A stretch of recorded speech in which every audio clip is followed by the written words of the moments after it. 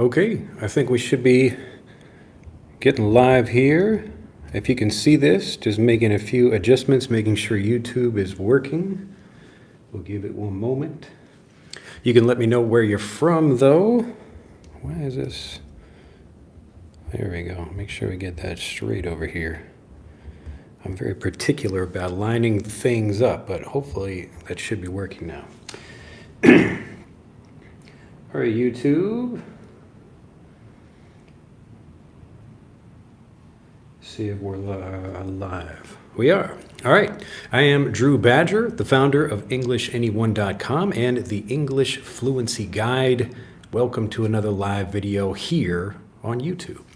Today we're going to talk, as always, about fluency, but I wanted to talk specifically, this is really a message for people who know a lot of English and they often try speaking to themselves, or they feel comfortable speaking by themselves, but they don't feel comfortable when speaking with other people. And we can fix that. All right, let me erase the board, but you can let me know where you're from. As usual, if you have questions, go ahead and put those in the comments, and I will do my best to answer those. You can let me know where you're from.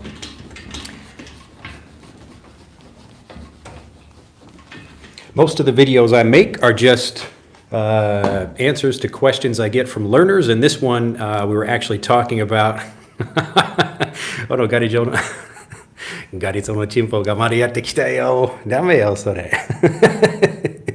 So most of these videos is just, let's see, yeah, so hopefully people are enjoying this. I'm going to lose my track of thought over here, my track of thought. So whenever whenever I'm thinking of something and then I read some comments on the screen, I can get lost. Anyway, so today we're going to talk about how you can kind of practice the right way so that you feel confident when you're speaking with other people as well. All right, let me just look at comments, make sure there are any. Let's see, Korean, please. Oh no, I don't speak Korean, unfortunately. There are many languages I would like to learn. Korean is one of them, just because we do have quite a few Koreans here in Japan and Nagasaki specifically, but I don't know Korean. But morning to everyone. As usual, I will try to keep the lesson here pretty short, and then you can stay around and answer or get answers to questions if you'd like. All right, so I want to make this very simple because people often, Martin actually asked me, do I speak Spanish? I understand a little bit of Spanish. I did take Spanish, but I'm not a good speaker of Spanish. I can only say like 3 things in Spanish. I could say, what do I remember in Spanish? I could say, like, hola, ¿cómo estás? What else? El demonio que hace trofeos de los hombres. That's like the only thing I could say in Spanish. But anyway, so in this video, I want to make it very clear, very easy for people why this happens. And I thought I have some pretty interesting examples that will help you probably change the way you think about about kind of practicing by yourself, learning by yourself.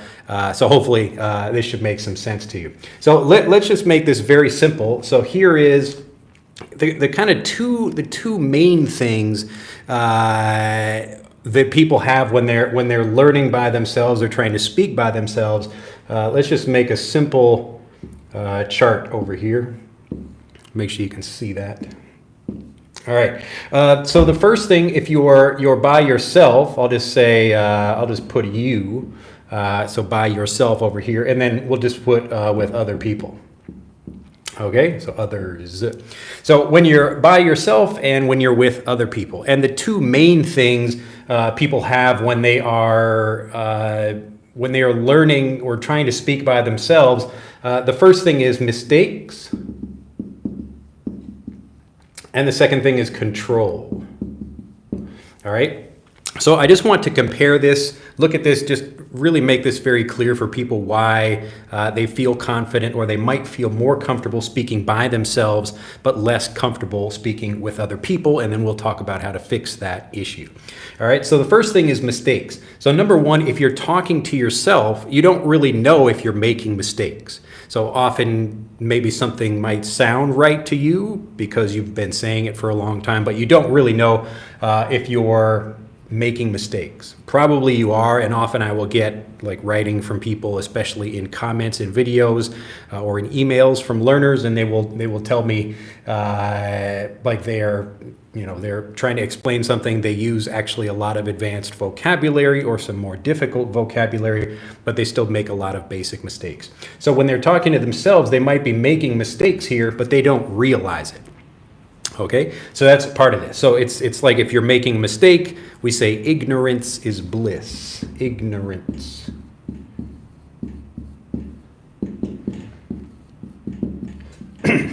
Ignorance is bliss. So ignorance is like when you don't know something. I'm ignorant. It doesn't mean you're stupid. It just means you don't know about something. Like there are lots of English words I am ignorant about. I just don't know the vocabulary. So ignorance is bliss. So it's like when you're happy because you don't really know you're making a mistake. All right. And then obviously you can control. So yes, over here for being able to control what you're talking about. All right. So if you are by yourself, it's easy to see why you feel more confident or comfortable, because you don't know if you're making mistakes and you get to control the conversation. All right. Pretty simple. So obviously the opposite is what happens when you're speaking with other people. So here you might be making mistakes, but others are maybe telling you that you're making mistakes, or you worry that other people are noticing about your mistakes. So this is a lot more uncomfortable usually for people, because they think, oh, maybe I'm making a mistake in front of other people, and they worry about that. So this is really like a big issue. I'll just put an exclamation point there because people are usually like excited about this. This is not really the best, not really the best chart. I just thought of this morning as a good way to answer this question for people. So maybe I can think of something better, but for right now, this should make sense. So remember, you're making mistakes probably, but you don't realize you're making mistakes. You don't know it. You don't know what you're saying. And then you can control. And over here, it's much more difficult to control a conversation, okay? So maybe other people say something, and even if you practice one thing, people might say something different. So you can't control the conversation. Maybe you can control what you talk about in general, but you don't really know what the other person is going to say or how they're going to say it. So as an example, when I came to Japan, I learned basic greetings. That was one of the first things I learned, like good morning is ohayo gozaimasu, good afternoon, good night, those kinds of things. But I noticed people don't actually speak that way, or a lot of them don't, especially young kids or old men that are casually greeting people. So like I would say ohayo gozaimasu in the morning, trying to be very polite and very like clear, trying to pronounce everything well. And old guys would say us. It's just like a regular greeting, but I looked in my textbook and I couldn't find that anywhere. So this is again an example of a situation like greeting someone, but I'm not actually prepared for what people are saying, or maybe I just don't know that vocabulary. Okay. So often when people are trying to learn by themselves, or maybe what they think about as practicing with themselves or practicing to be able to speak with other people, they're often using some kind of dialogue. So that you look at a dialogue and maybe you try to repeat back. So person A says this and person B says this and A, and then you repeat those and you try to say those things back and forth. And even if you practice those things, just like my example here, excuse me, I can't control what other people are going to say. So if I go to order some food at a restaurant, I could say, may I have this? So I want to order a coffee, may I have a coffee? Or I could say, could I have a coffee? Or I could say, can I get a coffee? So if I'm practicing with some kind of example from a book, again, I'm not really controlling that situation, and I don't know for sure what people are going to say. So even if I could maybe memorize a particular thing like this, it's usually very difficult to become a good speaker because of that. Okay, so lots of reasons. I just wanted to make it really clear why you might feel more comfortable when you're by yourself, but obviously less comfortable when you're with other people. There might be other reasons as well. Maybe you feel like you're introverted, so an introvert. An introvert is someone who's the opposite of an extrovert. An extrovert. So again, someone who's more facing inside, and an extrovert is more facing outside. So an introvert is more shy. They maybe spend more time with themselves, or they don't like being in social situations. They feel a bit more shy, even in their native language. And an extrovert is the opposite, someone who likes spending more time with other people and, doing things like that.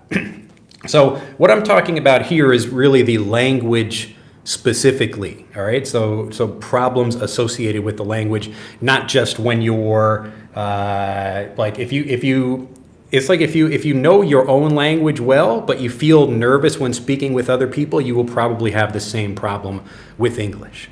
But that's not really a language learning problem. That's just a confidence issue. And that's a different problem. We're not talking about that today. But it's also easy to solve if you want to do that. Anyway, hopefully this makes more sense. And now I want to talk about how we can solve this. But very quickly, I want to go back and look at chat to make sure people are understanding what I'm talking about here. But it should be a pretty simple idea where you feel comfortable because even if you make mistakes, you don't realize it, or you have no one else to say anything or judge you, so you don't worry about it. Or you're just able to control exactly what happens when you're speaking with yourself. Pretty easy. And then when you're speaking with other people, you might get worried about any potential mistakes you might make. And the other thing is you're unable to control what the other person says. All right. So let's take a look at chat, and then we'll go back and talk about how we fix this issue, how you can actually practice by yourself rather than trying to do the typical kinds of things like memorizing dialogues or sentences, things like that. All right, nice to see everybody there. I'm going to go pretty quickly here. Let's see. Hisako from Aomori, nice to see you there. Tom, English or Japanese. Okay, Cam from Thailand, nice to see you again. Good morning, very early. Hello from Brazil, says Trocando. I always get excited when I get to say like some interesting name in Portuguese or something. Great job, says Martin. Oh, you're talking about my my bad Spanish. All right, let's see. Sam, I have a question. My listening is very improved, but just one problem. I couldn't like you. I need to speak much better. Yes, I would focus more on understanding. We're going to talk about that in this video. Well, looks like Garizo can speak English or Spanish. Look at that. Who is the mysterious Garizo no Chimpo? Chimpokemon. All right, hey there. Hey, the link, please. I don't know what you're asking for. Benefactor says, hey, teacher, in May 2023, I was asking you about donations. If you can remember, I joined the program Fluent for Life for support and to improve my English. Donations. Asking about donations. Hello, I am Sue from Georgia. Nice to see you there. In English, can I say I absolutely enjoy something or I quit, love, don't like something? You mean like quite? Like not quit, but quite, Q-U-I-T-E, quite. So in English, can I say I absolutely enjoy something? Yeah, you can say you absolutely love something or absolutely hate something. Absolutely it's like completely, 100%. So I absolutely hate that or I absolutely love that. You can say that, or I quite love something, or you can say I don't quite like that. But typically if you just don't like it, we say, yeah, I don't like it very much. You can say that. Benefactor, I didn't start the program. It looks amazing and well structured. Well, get in the program and start learning. It's waiting there for you. We're always excited to welcome people, and we're here to get you fluent. So get in your lessons and start improving. Lamb says, as long as people understand what I mean, I don't care about the details so far. Yes, so it depends on the kind of communication you need. So some people need to be correct, like if they're speaking for their job or something, communication, especially correct communication, is very important to them. And again, like this is really for you, you can decide individually what you need to improve for your situation.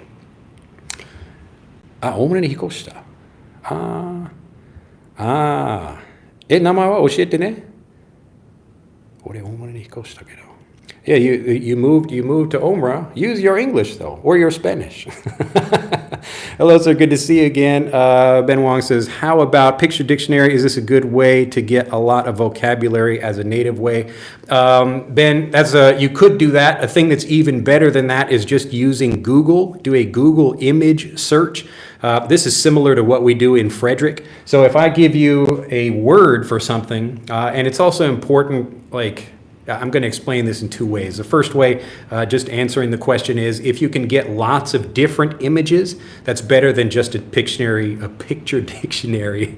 Pictionary is the name of a game, actually, but a picture dictionary. So rather than having a word with one picture, it's better to have a word in context with many pictures. So if I go to Google and I search the word bridge, B-R-I-D-G-E, bridge, then I'm going to see lots of images of bridges, and that will help me understand what the word means.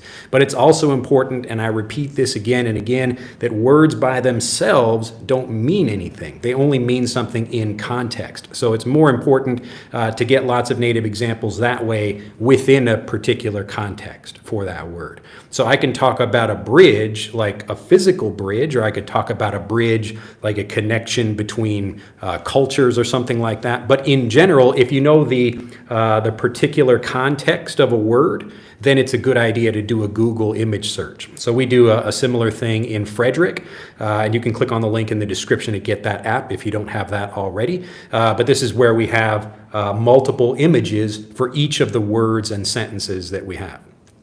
So that way, or actually each of the words, but some of them you actually create your own images for those. But this is a good way to understand what words mean all in English by helping you understand those things in the context. And even, again, within Frederick, we can't give you every meaning of every word, but just so you can understand how to read and write, that's the most important thing. That's what we're really focusing on for listening and pronunciation in the app. All right, let's see. Why did I skip over here? Oh, it skipped. Oh, it took me all the way to the bottom again. All right, I see. Let's see. Okay, I think I got that one. English with Tom Hanks, so nice. Yes, I know people think I look like Tom Hanks, probably Forrest Gump, I'm guessing. But the interesting thing is nobody in America says I look like Forrest Gump. even with this haircut, I never got that. But when I was younger, people did say I look like Mr. Bean. Bean. Nicholas says, I'm an introvert. I don't like to speak with others. Yes, so if you just don't like speaking with anybody, then this isn't really a language problem. That's just more finding a way for you to actually enjoy communicating with other people if you want to. Game money learning English ain't as easy as many people thinks.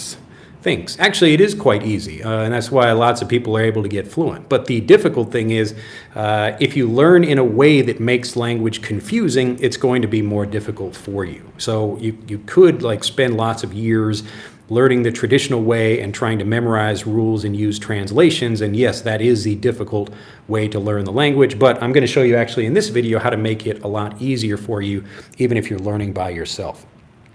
All right, Francisco said, hey there, and another Cam over there, being an introvert. Lamb says, I'm getting older. I don't think that I'll be perfect in grammar. To be fluent is my objective. Thanks, teacher. Yeah, so again, it's not really about being perfect because there are always many ways to express yourself. But typically people will make basic mistakes in the language and they are worried about that. Now, if you don't care about making those mistakes, then you don't really have anything to worry about. Yeah, this is good morning. Oi, Drew, or maybe Tom Hanks. Look at that, and look at that. Let's see. I think I get more Tom Hanks comments whenever I just get a haircut. But we'll see. Abir says, hi, I'm from Egypt, I'm from Beijing, and I'm in Ireland. Learning English from a native would become more easier. Yes, it becomes easier if you're learning from a native, if that native knows how to teach you like a native. The point is really to understand a language like a native, and there are many native teachers who don't do that. They just give you more rules and things to help you maybe memorize some rules, I guess, but they're not really leading people to become more confident speakers. All right, and Alessandro says, I've been following you for over 5 years. Glad to hear it. Hopefully you've been speaking better. And if you know other people who would enjoy what I do, then click the like button and then share the video with other people. Pablo says, thanks for coming back to the lives. Yeah, I've been doing these for a while. Jander says, hi, greetings from Brazil. The video about harsh words helped me a lot. Haha, obrigado. Glad to hear it. Yes, so that's an example of understanding a language or understanding even a word specifically. I'll talk more about that in this video, like a native. So that was a fluency trigger. Pablo says, how can I teach my daughter? She's 4 years old. You should get Frederick. Click on the link in the description below this video to get that. So my own children started using that when they were 2 years old, and now they can read. But they also learn the language as a result. And we also have basic English language learning videos that start from absolute zero, and they're all taught the same way I would teach a native the language. So the other thing I would do is actually watch content for little kids, but you have to kind of help them make sure what they're watching is understandable. Because a lot of that, like just showing kids content, they might pick up a few words and phrases, but you need to spend a lot of time with that, especially if it's not organized very well. Ben Wong says, I think I can learn a lot from native speaker when you are having a conversation with them. Pay attention to how they respond. That is good advice. Yes. So again, this is what we do in Fluent for Life as well. So you get to see examples of how native speakers are talking with each other, and you learn how to become a master of English conversation in the same way. So you see many, many examples of different natives, and that's how you improve your pronunciation, learn what's the correct thing to say, or even many different ways you might express something in different situations. So yes, like we know that is a good way to learn, but if you make it even more systematic by preparing yourself, by understanding what people are saying before you have them in those situations, then you learn even faster. These lessons are a blessing in the sky. I really like them. Glad to hear it. I know I can do that with Google Lens. Yes, that's an interesting thing. How to get 6 in IELTS test. I would look for people who focus on that. I don't focus on any particular test, although what I teach does help people improve their scores on tests like that. But look for the best advice possible specifically for your test. Here it says, Adrian, thanks for your lessons. What caught my attention is learning English as a first language compared to learning as a second language. I've been learning a lot. Thanks and God bless. Glad to hear it. Yes, it's really just learning English the same way a native would learn it. And so when you see something the way a native says, I had like just a quick example of this in Japanese. Like if you're trying to translate something in English, I'll try to tell this story very quickly. But this was a woman who was teaching, actually was actually teaching some Japanese, and she was saying, like, if you buy somebody lunch, what do you say when you buy somebody lunch, or what do you say? So let's say I buy you lunch. Usually the person I am buying lunch for, so I'm paying and you are getting the lunch, you would say like "Gochisou-sama deshita," which is it's just Japanese for like thank you for treating me, or thank you for paying for me, thank you for the lunch. And typically, like if you try to translate the situation, how I might respond to that in English, I might say, "Oh, you're welcome." But when instead of trying to think about it like a translation, you think about it like a native, and you watch what native Japanese speakers actually say, and they don't say that. So you might have one person says like gochisou-sama, and the other person just says zenzen, like it's okay, like it was nothing. So that's part of the culture that changes the language, and so you're saying. Actually, like, oh, it was nothing that I like bought you lunch. Like, don't worry about it. It's not a big deal. So you could say something like that in English, but that's why it's important to understand the language in the language rather than using translations. Okay, so that's what I teach. Hopefully that makes sense. But yes, if you're learning that way, you will make much faster progress. And Ben Wong again, I have heard a sentence from a native speaker. I'm in a lot. I'm in a lot, like in a lot of trouble or something, in a lot, or like in a parking lot.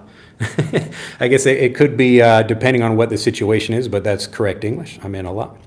What's up, Drew?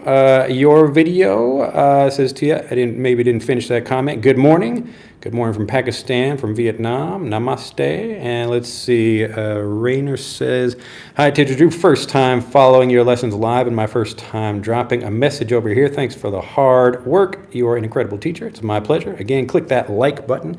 And if you know other people who would enjoy this, send them my way so I can help them too. Maria says, good evening. Good evening. Oh, and from South Korea. Oh, I love your video. Improve my English listening. I am Tiet from Ho Chi Minh City. Very nice. Considering to have a spouse who from English countries. Yes, so if you you could get married, you could improve your English by getting married. You could, but I have not actually improved my Japanese very much by being married to a native Japanese speaker. Interestingly. And so you would think like, ooh, I get to learn a lot, but most of the time I'm just listening and paying attention to my wife speaking, and that's how I learn. So I actually learn very little from asking her questions because either she doesn't know the answer or she's too busy or whatever. So getting married is not... It's not the solution most people think it is. But if you can, you find someone. See, I like teaching. Like my wife or my kids ask me questions, and I like taking time to teach people. So if you're going to marry someone, find someone who also knows how to teach. If you can do that, that would be the best. But yours is Drew. Hope you're doing very well. I am. I want to ask you about something. My problem is I listen to many different native speakers, but I can't stick to one accent while speaking. I end up suspecting the right pronunciation. Well, focus on one. I don't know what pronunciation or what accent you're trying to go for, but focus on one particular thing. Hailing. I buy a long English class before, or maybe you mean like a lot of English classes before, and never work because they just want to sell English class. Yes, so like there are lots of traditional English classes that will teach you the English language. So like you can find that. But they probably won't help you become a confident speaker because they're not really helping you understand the language like a native. Okay, so if you want to speak, you need to understand English like a native, and that's what we help people do. But I always recommend, like anybody who's thinking about buying any of my programs, if you enjoy what we do on YouTube, you will enjoy the programs because the programs are where we go into a lot more detail and go step by step, helping you understand vocabulary, hearing that from different speakers, all the things you need to prepare yourself for real communication. Let's see, and Estudos says, hi, Drew. I've been stalking your channel for a while. Your lessons are great. Carry on. Glad to hear it. Stalk away. How long time duration can take from basic to fluent speaker? Well, it's like, try not to think about it as from basic to fluent. It's more, you get fluent in individual words and phrases by how well you understand them. So I can learn to say gochusou-sama in Japanese, and if I understand when to say that, how to say it, again, I'll talk about that in this video, but I can do that very quickly. And I can learn to do that with other phrases as well if I'm understanding that very well. So the key is really to understand the language very quickly, understanding words or phrases or grammar, pronunciation. The faster you do that, the faster you get fluent. So you could go for individual words and phrases in like less than a minute, you could become fluent in that thing. And then you go to the next thing and you get fluent in that. And that's basically how the process works. So a lot of people, like they learn something a little bit, but they don't really understand it very well, so they can't use it. And that's part of this problem over here where you're maybe feeling comfortable by yourself, but you don't know what mistakes you're making. Let's see. And good morning, Drew says a hack. And Ko says, hello, good morning from Hong Kong. Learning English as a first language is kind of like installing software by root device as English. The second language is kind of installing a software system. Yeah, it's something like that. Something like that. All right. Oh, that was a joke. Sound funny. Well. Did you better drink some water often? Yes, I don't like taking breaks in the middle of videos, but if I really need some, I will get some. All right, teacher, can you teach us some pickup lines? Pickup lines? Well, you don't need me to teach that. Just say hello to people. Say hey. Usually for the problem with pickup lines, actually, all right, let me stop and talk about pickup lines for a moment. Because pickup lines is similar to this problem over here, where you might learn some lines and try to memorize those, like Like, oh, those are some nice, I don't know, like whatever you think of, like what a typical way to start a conversation or something like that, from like a pickup line. So for people who don't know a pickup line, this is something a man usually would say to a woman when you, I don't know, see her at the grocery store or a bar or something, to try to start a conversation, to pick her up, like we call that, like trying to start a conversation so you can ask a woman for a date. And so often the same problem people learning pickup lines have is the same problem language learners have. So they're trying to memorize these things, but they don't come out very well in a real situation. And so it sounds forced and awkward, and the woman is like, okay, I know, like, this is not a real situation here. The person is just they're just kind of using some phrase or whatever that they learn, and it doesn't feel real to the person. So if I'm teaching somebody, like if I'm teaching young men how to interact with women, I'm actually teaching them the same thing that I teach to English students, which is notice something interesting about the person you want to speak with, and that's how you begin a conversation. I'll tell this story. I've already told this a few times, but we always have new people coming to the channel, so I thought I'd tell it very quickly again. So usually there's a Starbucks I go to, and there's a seat that I like to sit at. It's right by the window. I like to have lots of light. And there was a couple sitting in the chair. I'll just draw this very quickly, but this is a good example of this kind of thing. Rather than using a pickup line, you use something that's for the person for that situation.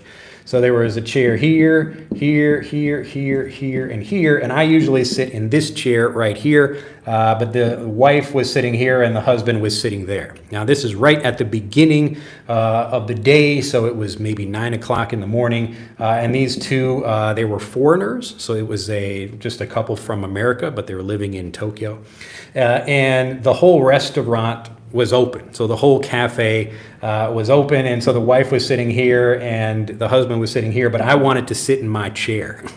So I could have sat in many different places, and usually it's a bit awkward if I just come and sit here next to them. They're going to wonder, why is this guy sitting over here? That's a little bit, most people don't do that. You don't just go sit right next to some other people unless all of the other seats are taken. All right. It's like if you're on a streetcar or a train or something, and one person is sitting here. If you have the whole bench open, you don't just go sit right next to somebody else. That's a little bit awkward. All right. Anyway, so the kind of pick up line, and I'm not trying to like pick up this woman or whatever. It's just some guy and his wife there. But I need to start the conversation and make it a little bit easier for them to think I'm not weird or something, like, why am I sitting there? And so I walk over to them. And remember, this is a Starbucks here in Nagasaki, Japan. I walk over to them and I say, they're making us sit together. They're making us sit together. And so what I mean was, like, they're telling all the foreigners to sit in one place. And the woman said, really? Oh my. And I said, no, I'm kidding. I just wanted to sit in this chair. So I said, no, this is just my usual chair. So I explained that. So I broke the ice. I was able to begin a conversation, but not because I memorized a line. It's just I knew what to say, and there could have been other things I could say, but that was just something I thought was like funny, and I would just see what they react, how they react to that. Anyway, so this is me. Because I'm able to communicate fluently, I'm able to say something appropriate for the situation without memorizing anything beforehand. So I didn't think about that. I didn't plan that in my day. I didn't find that in a textbook or anything. I just found that as a good way to start a conversation and make sure that they know I'm not being weird by sitting there, okay? So when I talk with people in the same way, as you develop better fluency, what you're really looking for to meet more people is things that you can describe or note something about the situation. So about how both of you are in the same situation, or, it's interesting something happened, or, it can work a little bit differently when men are trying to approach women, but it's basically the same idea. All right, hopefully that makes sense. That was kind of a long explanation for that, but I'd rather not teach you a bunch of pickup lines, but I know a lot of people want to learn pickup lines, and that's okay. But we do teach lots of phrases, and especially in Fluent for Life, we have like over 13,000 words and phrases in there. But again, the point is not to, as I'll show you in just a moment after I get through these comments. Let's see, but that's basically the idea. You want to understand the language well enough to use it. All right, so let's see. Says, tell us about shadowing. Yes, shadowing, please. I don't really focus on that, and there are other channels that talk about that, so you can go into the nuances of trying to repeat after people. But what I always say is it's much faster. Like, I'll just make it very clear for everybody. The fastest way to get fluent in English is to remove any doubt that stops you from speaking. That's it. So the fastest way to get fluent in English is not to repeat after other people. I want to understand the language really well so that I know how to use it, and that's what's going to get me fluent. And again, I'll explain more about how that works in just a moment, but that's the basic idea. So if you are interested in shadowing, you can just Google that or just search for it right here on YouTube, and we'll find lots of people talking about that. But I've just found that's not the fastest way to get people fluent. Augustine says, hey there, I know how to write and read in English. I studied for many years, but I really need to improve my listening and speaking. Nice, I just came across your live. Well, welcome to the party. That's exactly what we're talking about. I'm teaching too. Glad to hear it. Oh, Bridget, nice to see you there. And Tom says, hi, Drew. I like your videos. I just want to ask, what's the speech rate speed that natives use when it comes to speaking? It depends on the speaker. Also, it depends. You could be in a busy city. So New Yorkers speak faster than people who work on a farm, typically. Usually, like, kind of country people are speaking slower and city people are speaking faster. So it depends on the person, and you will meet some really fast people and some slow people. This is why it's a good idea to practice with lots of input from different natives at different speeds. Mara says, which book is the best grammar book for advanced level in your opinion? I don't know much about actually learning grammar from a book that way because I don't recommend doing that. But I don't know, maybe you can find examples of that, see what other people recommend, but that's not what I recommend for that. Alessandra says, I already bought your course once and I'm going to buy it again. The best course of all time. I became fluent. I truly am. You're going to buy it again? Oh my goodness. Well, actually, if you enjoyed the course, do send us a testimonial. I've got a bunch of videos from learners of them speaking, but I'm always like lazy to put them up on the website. I really should put them up there. But if you have enjoyed the program, yeah, send us a video of you telling us about it and let other people know. We're glad to hear it. Sal says, do you know Steve Kaufman? I know of him. I've never met him, but yeah, I think if we're talking about is that Lingo Steve or whatever his name is, I think. Ben Wong, I feel shadowing can't settle the problem in speaking. Yes, I've found something similar. I don't know your reasoning for that, but typically, yes, like shadowing is not really the best way to get fluent because it doesn't really help you understand the language better. That's the goal. It doesn't really eliminate the doubt. All right, Mi says, good morning from Vietnam. I have probably been learning for 8 months, but my level is not increased, still B1. When I test how to improve from B1 to B2, listen every day, sometimes when I do homework. We'll talk about that in this video. Teacher, I said to a woman, are you a vampire because you look like you... because you look thirsty when you look at me, and she liked it, and she said I was a funny guy. Yes, and that can depend. There are lots of reasons why like a pickup line like that might work. And like it depends on how you deliver it and do you feel confident saying it, do you look good to that woman? Like, and this is an interesting thing, like typically you could, like different people could use the same line, and if it's like, I don't know, one person says the same thing but the woman doesn't like that, but another person says the same thing and the woman does like it, so it depends on many things. Keiko, nice to see you there. Norex says, I need English for academic purpose. What should I do? Well, you get more academic input for your English, depending on specifically what you want to do. I want English, says Mustafa. I want English. Give me the English, yes. Bridget says, Teacher Drew, is doubt the inner voice making you feel less confident in speaking fluently? Yes. So doubt means doubt could mean like self-confidence. It could be just you don't know the vocabulary, so you don't know how to express something. So if I'm in a room with a bunch of Japanese scientists and they're talking about something that I don't know the vocabulary, then I'm not going to feel very confident in that situation. So I have lots of doubt. So doubt could be many different things, but that's the basic idea. So anything where you are not certain about being able to communicate, and so that's a good transition into the second part of this video here. I'll just answer Bob right quick. Bob says, I've been reading a biography for 3 some months, which I think has efficiently extended my range of vocabulary and also made me willingly venture off and talk and write in English. Oh, well, that's good if you're enjoying that. And Said says, hola. All right, well, let's talk about part 2 of this, about how to actually fix this problem. All right, so just to review this again, if you're by yourself, you will probably feel more confident because you don't know if you're making mistakes. And the other thing is you can control what other people are saying because you're the one speaking in your mind. But when you're speaking with other people, you maybe don't know if you're speaking something correctly or saying something correctly or not. So you would feel worried about that. And of course, you can't really control what the other person says. All right, that's the basic idea. You could have other reasons, but these are the main differences between just you being by yourself and you being with other people and trying to speak. So I thought this was a good way to talk about how you can actually improve by yourself. Typically what people are doing is they're maybe, as I gave the example before, they're usually having some kind of dialogues, like some kind of text examples, and then they try using those things like a pickup line, or they try to memorize those, but then in a real conversation, people say something different and they're not prepared for that. So rather than trying to learn longer pieces of the language, you want to actually understand these pieces, these small chunks of things. It could be phrases or something, even individual words. But if you understand those things individually very well, then you will feel much more confident speaking.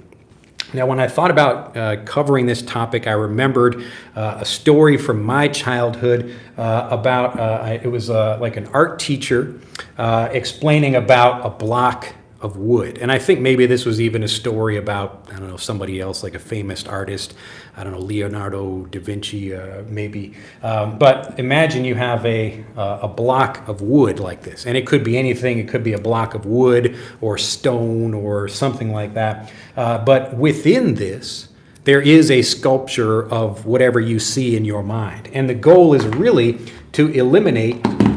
So we start cutting pieces off of this until the only thing left is the little shape or the thing inside that. Okay, so we take a knife or something and we start removing pieces of this block until we get to whatever that the sculpture or the shape we want to make inside that. And so you imagine the shape or the thing you want to make, and then you just start removing the stuff that is not that. And so this is people who get good at sculpture are basically able to see the final thing within this already.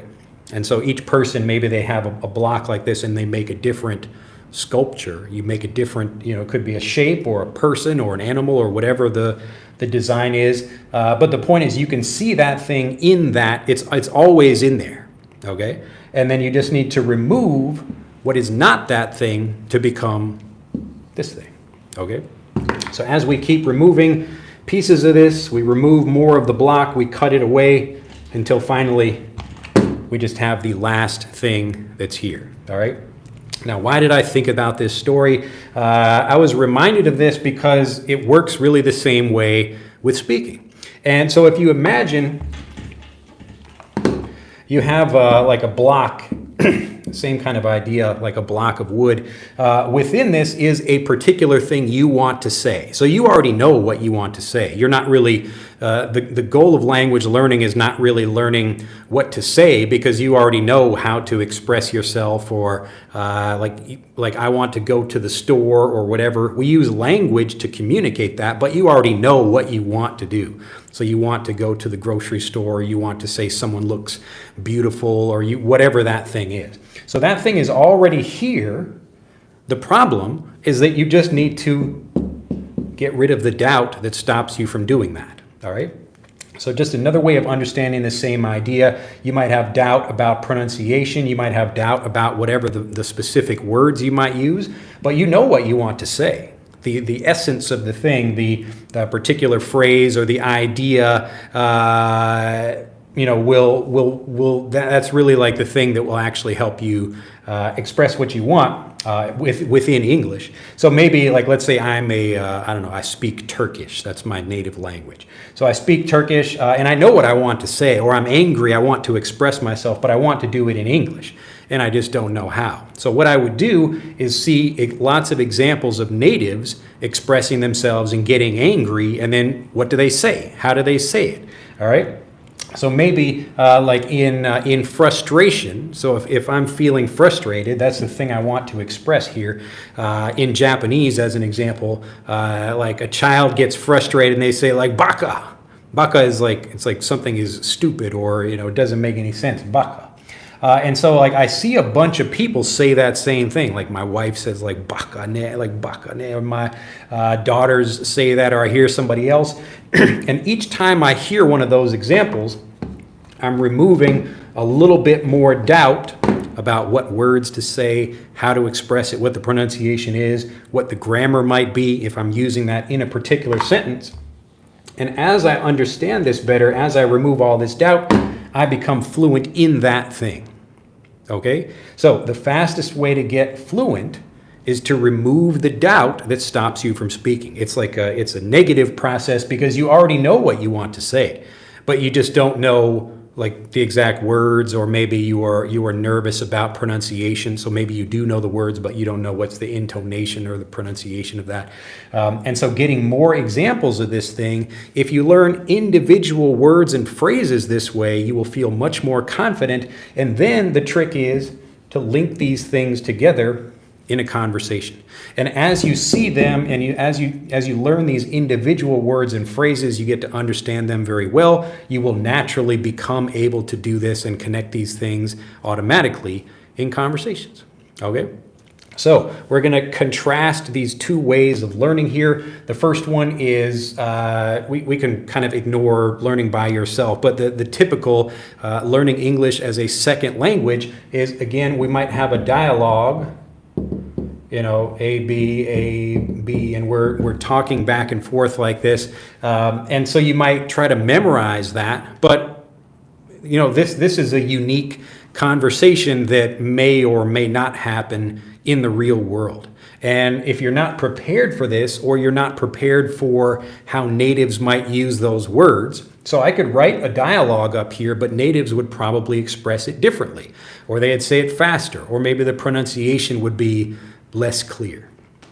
All right, so maybe I hear a dialogue that starts with hello, and I try to memorize that. So, okay, I know hello, but maybe in a real conversation, someone says hey, or someone says hi, or someone says what's up, or just sup, sup, sup. It's like sup, sup. And if someone just said that to you, you might think, oh my goodness, what is this person saying to me? But because instead of trying to memorize a bunch of things like this, you really focus on situations and understand what people say in those situations. And I promise you, as you get more examples, as you remove the doubt from that thing, the fluent thing, whatever that vocabulary or that grammar point or whatever, you now own that, and then you can, by seeing how it works with other things, you learn how to connect these very easily. Okay?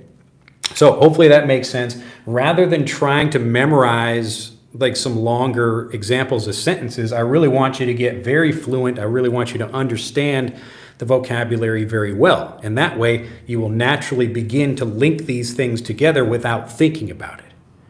All right? So I might say like, hey, what are you doing today? And like, I'll see you soon.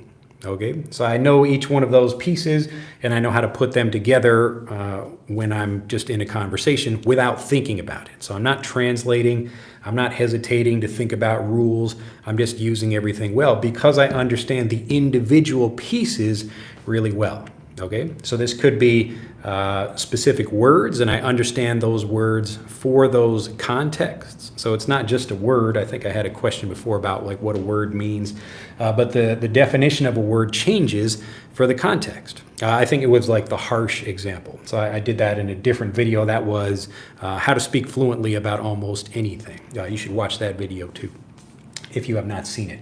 But that's talking about the same thing where we spend more time really trying to understand what a word means, and not by translating it, but by just getting lots of examples. So this is how you learn English as a first language.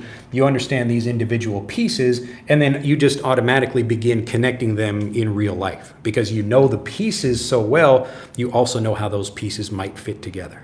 Okay, so that's how I can walk up to some people I don't know and begin a conversation with them, because I know how to use the language and connect the language to the situation, because that's how I learned the language. I learned the language from situations. I didn't learn the language by trying to translate from one language into English. I just learned English in English. And I do the same thing in Japanese. I learned Japanese in Japanese. Okay? Now, if I could go back and like learn Spanish or French or the other languages, that I didn't learn very well, I could probably learn them like that and get fluent in them very quickly if I had someone to teach me or there was a way to do this. But that's the basic idea. So if you're learning by yourself, rather than thinking about practice as like a way to take maybe phrases or something and repeat them, spend a lot more time just getting many more examples of these particular things. And if you feel any kind of doubt about something, so if you've got your box, your kind of cube or whatever, like of whatever material is, and you're getting rid of the doubt. Okay, yes, I know how to pronounce that, but I still don't know. Maybe I need to practice it with different tenses or something. But as you remove all that, that's where you will really feel confident. And you personally know if you feel confident using something or not, because you use it. And if you don't feel confident, then you will not use it. It's really that simple. So that's what fluency means, where you basically remove all of the doubt, whatever doubt you have, and that could be doubt about pronunciation, grammar, again, like maybe the word order or the sentence structure whenever you might be using something. But the point is, if you have doubt, remove that doubt, destroy that doubt, get rid of that doubt, and then you will finally use it fluently. And again, we get fluent in individual words and phrases as we understand them really well.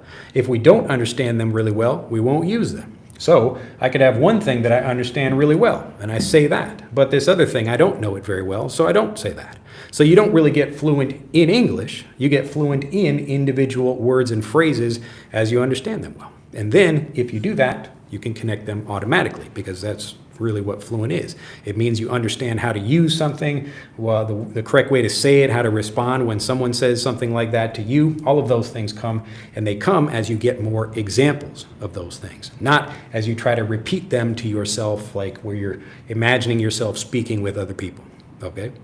So even if you're in a classroom with another person or you're practicing with a teacher, it's a different situation than how people communicate in the real world. All right. Remember, even if I have a teacher to practice with, that's not probably, it's going to help me understand the language better, and it will help me understand that teacher.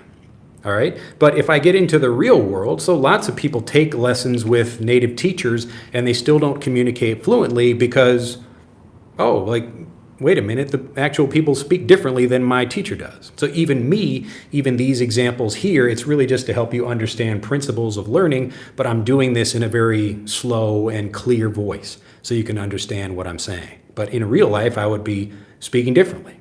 Okay, just like I'm speaking differently to, my college professor, or on a job interview, or talking with a friend, I'm speaking differently with those different people.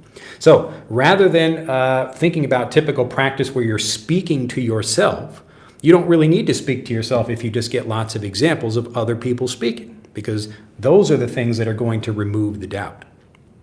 All right, let me go back and check chat, make sure everybody is on the same page with this. Let's see here. All right. Let's see. Mustafa says, nice to meet. Excuse, what time is the live English class? Typically, these are Mondays and Thursdays around this time, Japan time. Liba says, hello, I'm from Prague, Czech Republic, but in Kyoto now. And Kanazawa and Tokyo a few days ago. Wow, enjoy your time in Japan. It's a little bit rainy now. We're just getting into the rainy season. We've got like, I don't know, 2 weeks of rain now for the weather report. Let's see, I am from Saudi Arabia. I hope today's lesson will be long too. You hope it will be long? Well, it's already going an hour. I don't want to speak for too long. The point is not really to have a long lesson, but I just want to make sure we clear up any doubt that people have about things that I'm teaching. So whether it's vocabulary or whatever, I like to solve that for people. Ivan, I see there from Brazil. Anti-Demon, hey man, I watched your video like a week ago, which informed that learn to hear first before speaking. That's absolutely true. Yes, and that's again the same way natives learn the language. So if you look at little kids, they're not speaking. They're spending most of their time listening to other people. And when they understand something well, then they say it. All right, that's basically what happens with people learning English by themselves. Let's see, and Benefactor again, as a suggestion, how about making proverbs and explaining their meaning? This would be great. Proverbs. Well, I've done like videos about stuff like that. We also have lots of that in Fluent for Life. Plus, I mean, you can find lots of examples of proverbs. And it would be better actually, like a lot of people are looking for new content when there's lots of content already available that you have probably not seen. So if I want to learn a proverb, it would be better for me actually to watch a video on YouTube for kids that's teaching that particular thing. All right, so I could watch like some Aesop's fables or some like myths or something like that for kids, but something that usually teaches some kind of lesson. And again, I want to spend more time with that. Like, let's say I just want to learn a proverb. I could get a book that has a list of these things and maybe some translations of it, but that's not really very, my brain is not very excited about that. But my brain would be excited about seeing a story that teaches things the same way little kids understand lessons like that too. So I would do that with English. There's already plenty of content like that for kids especially, and you can just find stories about whatever. Like my older daughter Aria likes the story of the Emperor's New Clothes or the Midas Touch or the Princess and the Pea or Rumpelstiltskin or other things like that. These are just fairy tales and other stories that usually teach some kind of lesson. And you can find typically different examples of people telling those stories on YouTube. I would spend my time doing that if you want to understand some proverbs. Let's see here. And again, I've been learning English by myself for 2 years, and I was surprised how fluent I was when I was talking to a tourist. Very nice. Great teacher, I'm Somalia. Please gift me English America. Well, there you go. Listen, and now you got it.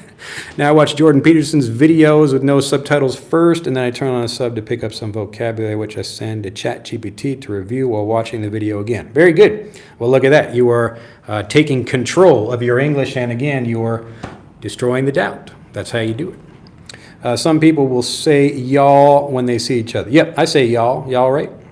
You all. So again, y'all, like, how are y'all doing? I say y'all a lot. I don't really say y'all in these videos, but I will often say it when I'm speaking with people. I have kind of a little bit southern way of speaking, some people say.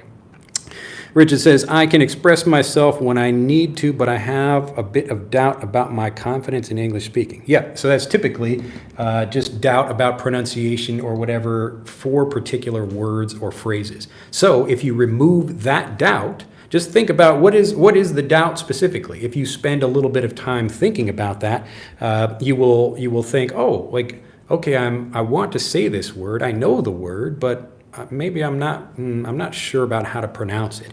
And in that case, I would just get lots of examples of how people pronounce the word. So you go to Youglish, Y-O-U-G-L-I-S-H, you put that word or phrase in there, and then you'll hear different people saying that thing. And that's how you do it. Or, you could maybe use ChatGPT to get different examples of grammar for something. So I want to know, like, how do people talk about this in the past or something like that? So you don't necessarily want to memorize a rule, but you want to understand it like a native and how a native would use it in a different situation. C says, but sometimes the meaning of words can be complicated to be understand, so searching the meaning by translator can shorten the time to understand it. Yes and no. I mean, you can do that. There again, if you take the faster way, it's probably going to lead to slower progress in your fluency. So you might get the meaning of some word, and sometimes that's just the fastest way to do it. But you really want to make sure after that you get lots of examples of something all in English, so all in the language you're trying to learn. Rommel says, what's the difference between figure out and find out? Typically figure out usually means like there's more work you're doing in some way, so you're trying to think about a problem, but find out, like maybe you just heard something from someone. So both of those could mean that you're getting some information, you're discovering something, but trying to figure out usually means you're the one doing some kind of, or it takes some kind of effort. Powell says, thanks a lot. This class is amazing. Glad to hear it. Remember to click that like button and let other people know. Share the video. Benefactor, I watched a lot of Jordan Peterson's videos and I became depressed. I can only listen to Drew to learn English and Andrew Tate's motivational video. Jordan Peterson, bless his heart. Yeah, Jordan Peterson is an interesting guy. I'll leave that there, though. Let's see. Kitty says, hello, everyone. Hello from Bali. And Keiko with a smiley, laughy face. Abu says, can the listening skill improve the speaking skill? Kindly, I need an answer. Yes.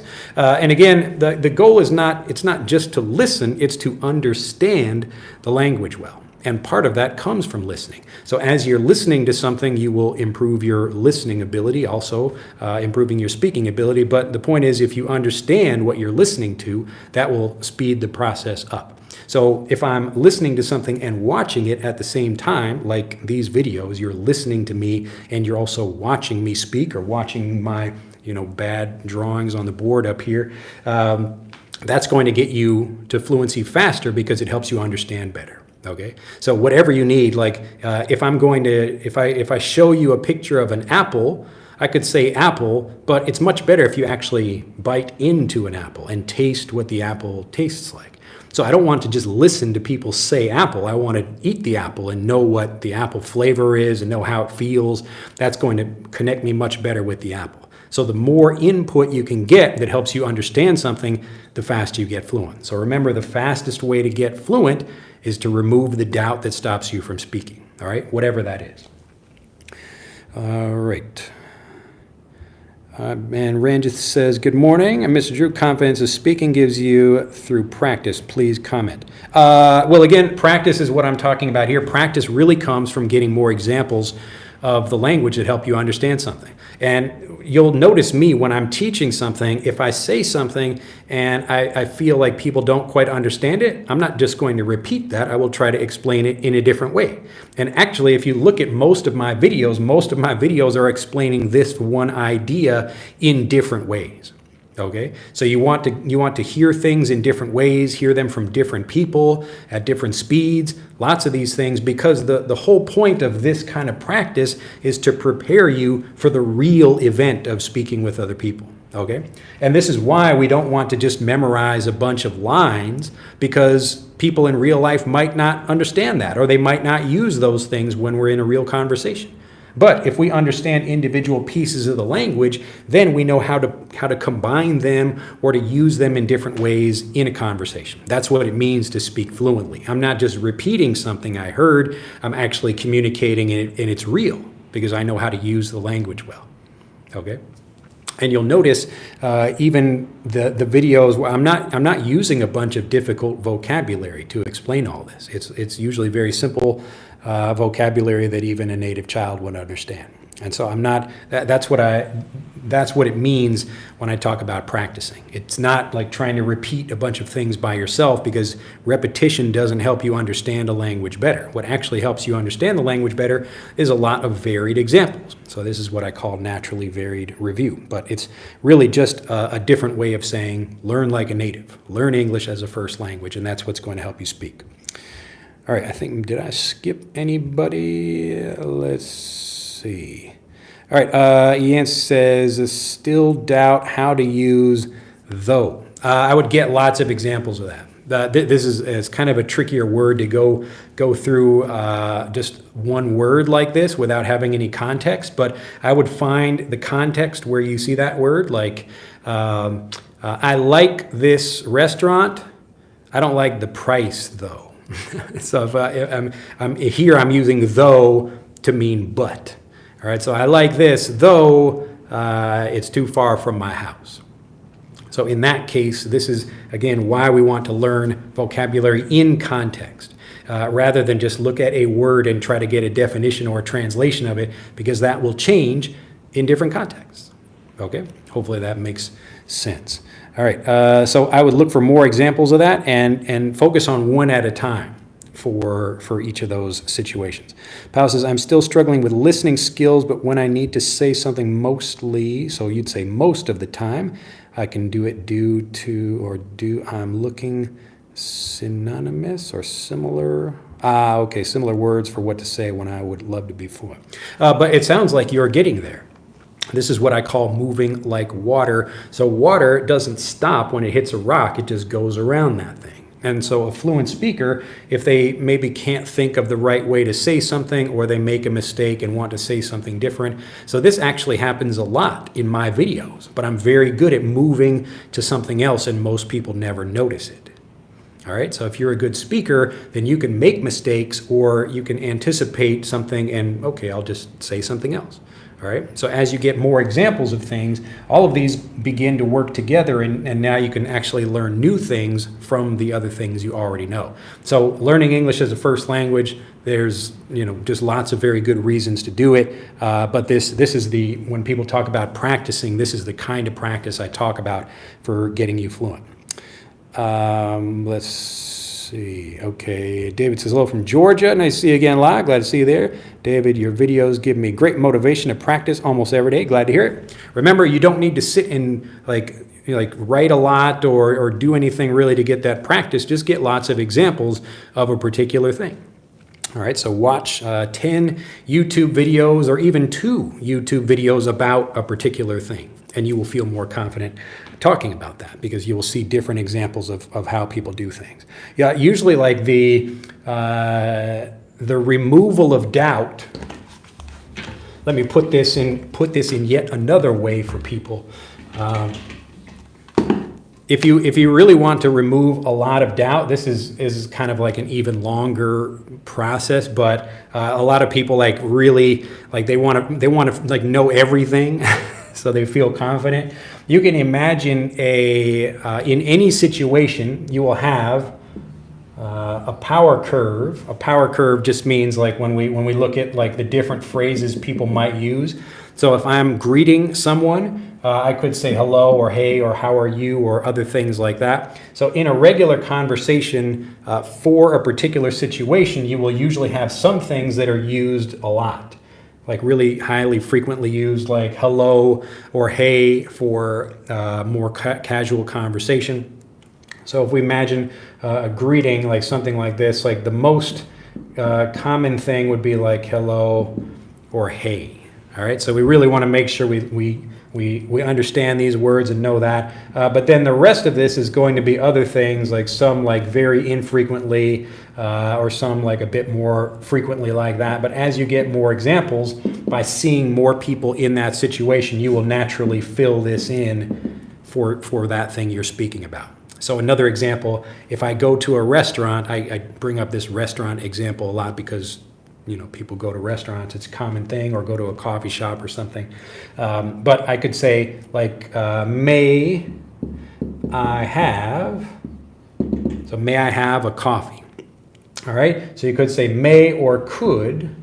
So these are going to be 2 of the most common things you'll hear in this situation. So I'm about to order, and the barista or the person at the restaurant says, "What would you like?" Or what can I get you if it's a bit more casual? So what can I get for you, or what can I make for you? And so you'll say, oh, could I have, or may I have, whatever. But some people you might hear I'd like. And rather than trying to memorize all of these, it's much better just to see 10 different people ordering food. So what I will do, like even me just, like I can do this live in Japan, I can sit at a coffee shop near the counter and just listen to people ordering. I know I'm kind of stalking people, I guess, but really I'm listening to what people are saying for different situations. Another example of this, I was at a like a what do you call that? An onsen. I forget the word in English. Like a public bath. And I was listening to a woman. I would say she was probably 60 years old, I would guess. And she was talking with her mother, who was probably 80 years old or something. And her mother couldn't hear very well.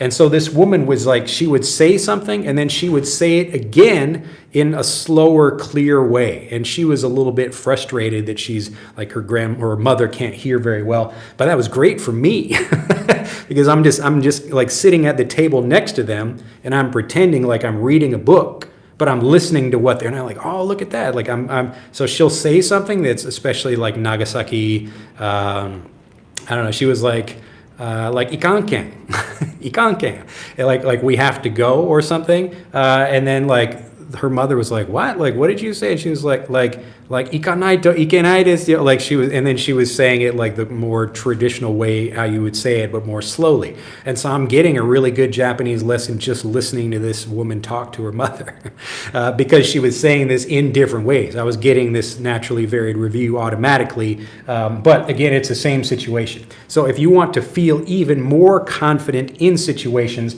spend more time getting these examples. So you might think, well, I already know how to order food at a restaurant. You just say, could I get this? The job is not really to know how to order something at a restaurant.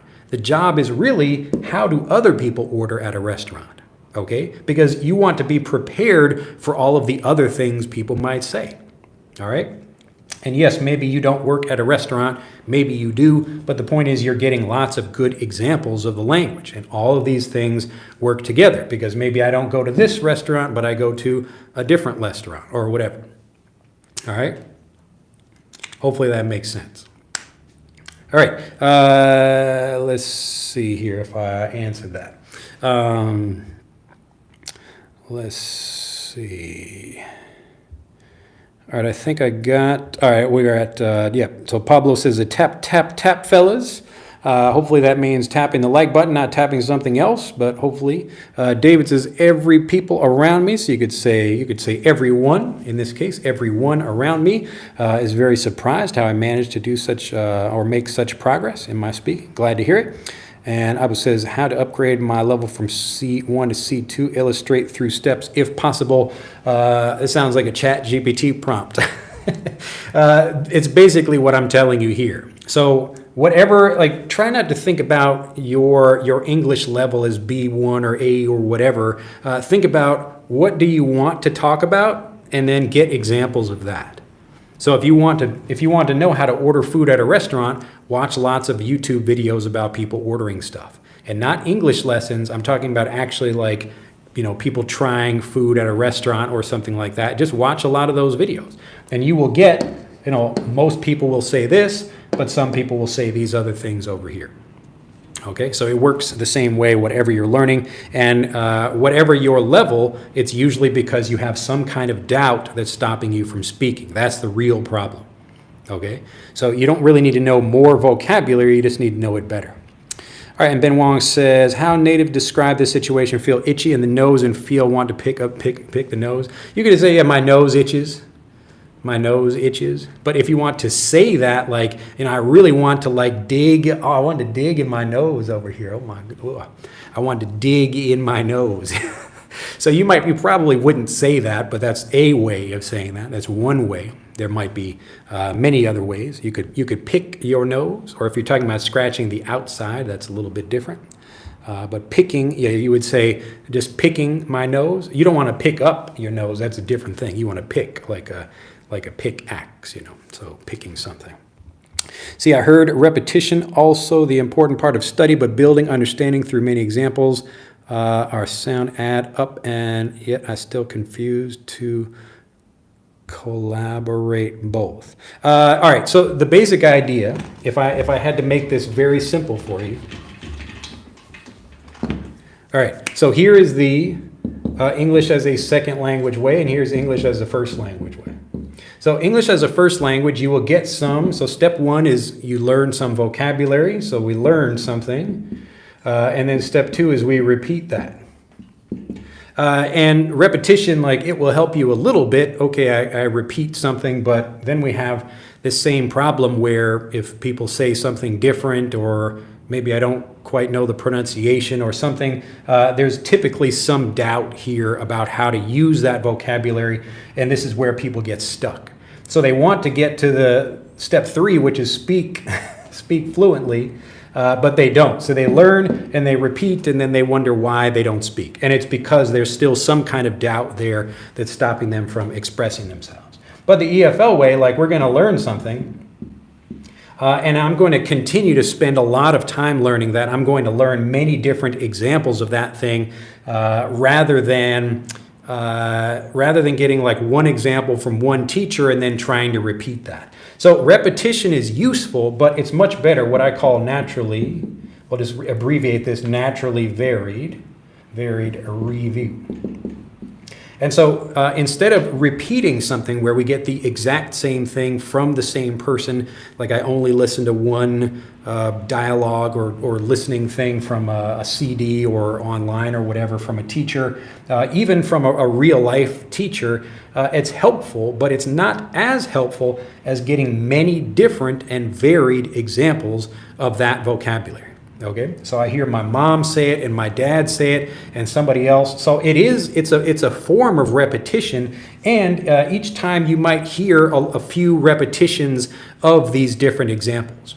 But if you notice here, this is like repeating one thing. So we get one thing and we repeat that again and again. But here we're building a whole network of other people saying things and getting all these different ways of saying it, and it's this network we create that allows us to speak fluently. And when you understand these different things, oh, look at that, I understand that. I might repeat one of those a few times. So let's say I hear hello from somebody. So someone says hello, someone else says hey. I can hear those pretty well, but someone else says sup. And I think, wait a minute, what did that person say? Sup. So maybe I need to read it like they're saying S-U-P, sup. What is it, sup? What does that mean? And it's like, oh, it comes from what's up. And as I spend a little bit of time learning about this, so I'm not just learning something quickly and then trying to repeat it, I'm spending more time with that thing. And because I spend more time with the language, I automatically remove the doubt that stops me from speaking, then I speak. So then I move to step three over here, which is speak. So speaking is the result of that thing. I'm not trying to repeat something or say it to other people. I want to understand the language well by getting lots of examples, and that's what's eliminating the doubt I have. So I want to be prepared for different people saying different things even in that same situation. So again, there are lots of different greetings. Maybe some people say hello. Somebody says hi. Somebody says sup. Somebody says what's up. Someone says just, I don't know, something weird like that. I don't know. And maybe I'm surprised by that too. But in general, we have people that are saying different things, but some things are more common than others. And as I feel more confident because I'm getting all these examples, then I speak. Okay? Hopefully that makes sense. So this works at every level. So it doesn't matter if you're A1 or X5 or B10 or whatever your particular language level is. If you want to go up in the language, you want to become a better speaker, spend more time getting varied examples of that thing.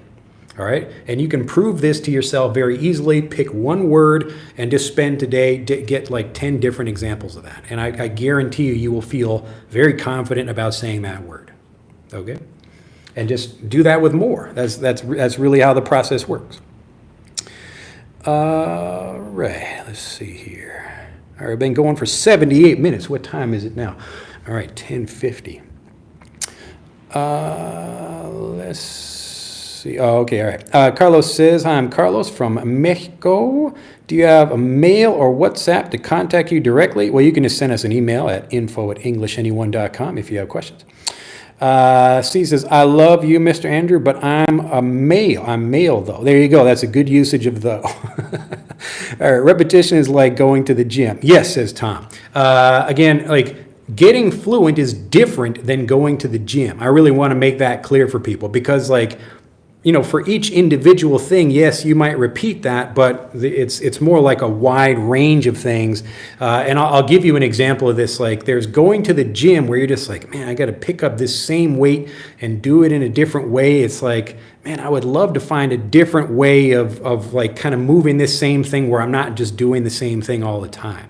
And so I had this experience. I lived on a boat in Alaska for the summer, and I came back and I was like, I was maybe about the same size I am now, but like maybe a little bit bigger because I was doing these exercises like moving fish around and other things. It's the same kind of thing you would do at a gym, but it didn't feel like that. So you want to yes, there is some repetition there, but the variety is really important, and most people miss that variety. All right, Shang says, hi, Drew. Thank you for the lesson. Sometimes I feel like I struggle to pause or stop a sentence. Is it kind of doubt? Yes. So doubt is just like, it's the big word for any worry or misunderstanding or just any kind of uncertainty about anything. So it could be whatever you're worried about, pronunciation or grammar or something, but you know what that is. So in a conversation, like, you want to say something, but like, wait, I just don't know that vocabulary. That's like a problem. So like that will cause you doubt, or even if you know the vocabulary, maybe you don't know the best way to express it, or you don't know the pronunciation or something like that. But that's typically what happens. Also, could you give advice or give tips on how to use connectors in discourse markers fluently between sentences? I've done videos about this, but search my channel for that, like sentence connectors, and I have a couple of different videos about that. One is, it's like these 9 words will help you speak fluently or something like that, but they're things I've already covered those in great detail. And yeah, so like let's see, I'm trying to think of some other videos. If you search my channel, you can probably find some. Rie says, no, ikanken means don't go. No, like ikanken, like this is like Nagasaki Ben. So like ken is like dakara, like ikan, like we, she like we in this case, I don't remember exactly what she says, but it was something like maybe it was like ikambaken or something like that. But that was the basic idea. She was saying we have to go. That was clear from the situation because they had to go. From Taipei, happy to catch your online teaching. Let's see, Batson Jesus. Do you think some animals are better to pick our languages, behaviors than we are theirs?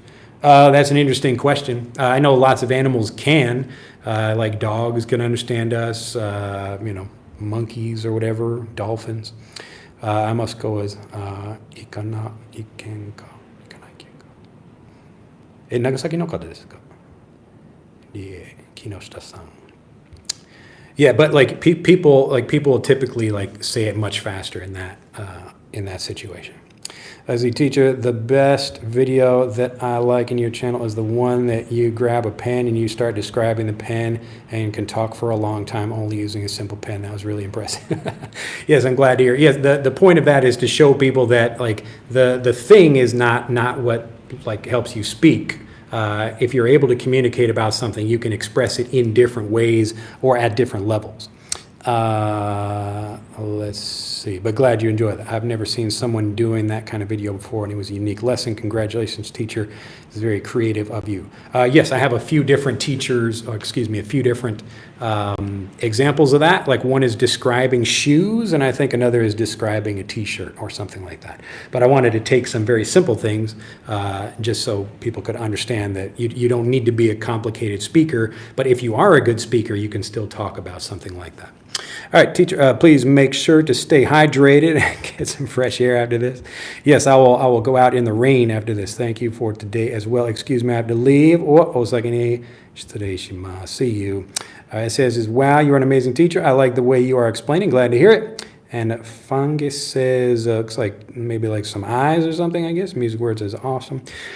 See, should we remove but when there is though in a sentence so it sounds natural? Well, we don't typically don't use though and but in the same sentence. So you would say like I'm busy, but I can come, or I'm busy though I can come, or I can come though. Usually though would it goes kind of at the beginning or the end of a sentence in that way. I'm sorry, I'm not spending more time with that. I would just recommend you get lots more examples. That's something that easily, Nagasaki, excuse me, now I'm like trying to answer questions and read at the same time. So you can get that from like ChatGPT or Google very easily. Oh yeah, I'm from Kyushu as well. Let's see, oh, what part? We're in Kyushu. I can speak, but I only have difficulty with tenses. In that case, I would get more examples of that.